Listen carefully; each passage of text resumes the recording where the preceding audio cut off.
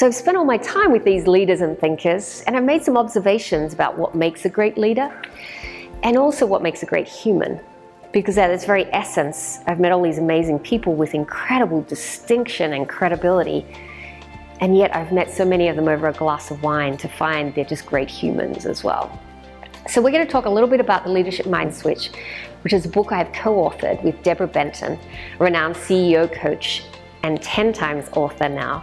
And I'm also going to speak a little bit about my own leadership style and journey from a farm back in Australia on 1,000 acres with sheep and wheat to Oxford, New York, London, and now Atlanta, where I live with my family.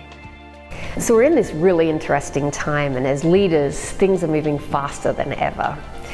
In early 2016, the World Economic Forum came out with this terminology around the fourth industrial revolution, which is where we are at the moment. We're at this really interesting nexus point where the physical, digital, and increasingly biological are interacting together.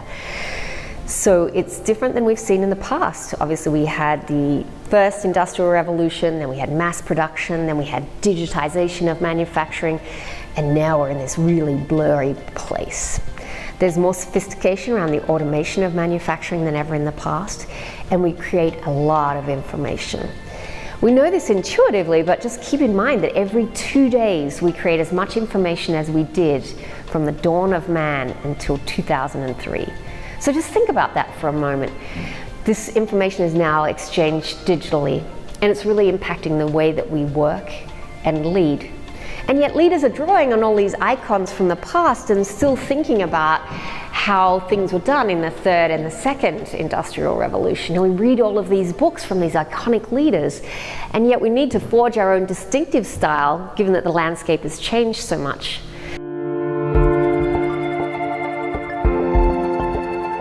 I think there needs to be like this really big change in the way that we lead. We called it the leadership mind switch because it's not about an iterative process of a shuffle to the right or a shuffle to the left. We think about a switch as if you turn on the lights, and it's a really urgent call for people to start thinking differently about leading across generations and styles. Let's touch on demographics. So you may have seen the statistics that by 2020, 50% of the workforce will be millennials. They'll bring about dramatic change. Never mind the number of languages that are now spoken in a workplace and the way we interact globally, and all the positive and negative effects that globalization has had on the new world of work. A host of countries, including Australia, Brazil, China, the US, India, and South Africa, think their jobs will be replaced by automation within the next 10 years.